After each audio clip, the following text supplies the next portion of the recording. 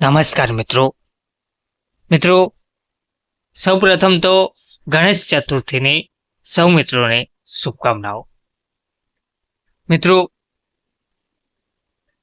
Outsourcing ભરતી કરાર આધારિત ભરતીને લઈને ગણેશ ચતુર્થીના દિવસે ખૂબ જ સારા સમાચાર સામે આવી રહ્યા છે। સુપ્રીમ કોર્ટ દ્વારા કરાર આધારિત ભરતી પ્રથામાં કર્મચારીઓનું શોષણ બંધ કરવા માટે સરકારને જણાવવામાં આવ્યું છે। નાણાભીડને ટાંકીને આવા કર્મીઓને નિયમિત કરવાનો ઇનકાર હવે સરકાર કરી નહીં શકે। આઉટસોર્સિંગથી ભરતી કરી સરકાર કર્મચારીઓનું શોષણ ના કરી શકે તેવું સુપ્રીમ કોર્ટ દ્વારા જાહેર કર્યું છે। લાંબા સમય સુધી કામચલાઉ કર્મચારીઓથી જાહેર વહીવટમાં જનતાના વિશ્વાસનું ધોવાણ થાય છે। સુપ્રીમ કોર્ટે એક મહત્વપૂર્ણ ચુકાદામાં જણાવ્યું છે કે સરકાર બંધારણીય નોકરીદાતા છે અને આઉટસોર્સિંગ પર લોકોને નોકરી પર રાખીને તેમનું શોષણ કરી શકશે નહીં।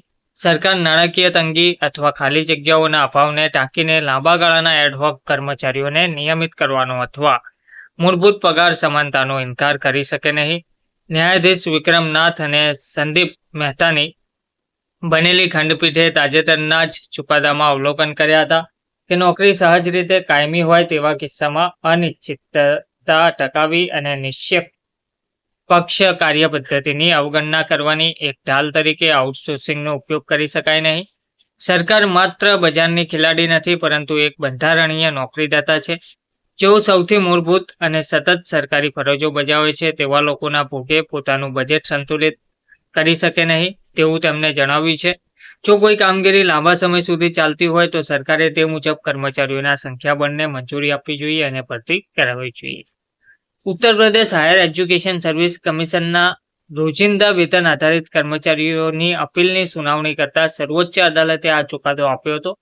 કમિશને નાણાકીય તાણ અથવા ખાલી જગ્યાઓનો અભાવ જેવા કારણોસર તેમને નિયમિત કરવાનો ઇનકાર કર્યો હતો। તો ન્યાયાધીશ નાથે જણાવ્યું હતું કે નિયમિત નોકરીઓ પર લાંબા સમય સુધી કામચલાઉ કર્મચારીઓ રાખવાથી જાહેર વહીવટમાં લોકોના વિશ્વાસનું ધોવાણ થાય છે અને તેનાથી સમાન સુરક્ષાનું હકનું પણ હનન થાય છે। ધન્યવાદ।